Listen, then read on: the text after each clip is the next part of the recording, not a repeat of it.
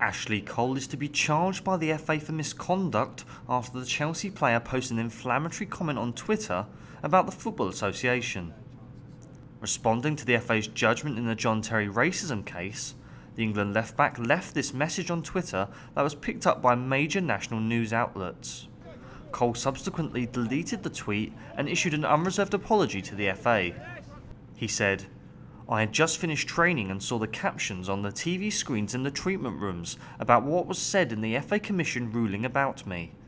I was really upset and tweeted my feelings in the heat of the moment. I apologise unreservedly for my comment about the FA." A brief statement on the FA's website about the charges said, "Ashley Cole has been charged by the FA in relation to a Twitter comment which was improper and/or brought the game into disrepute."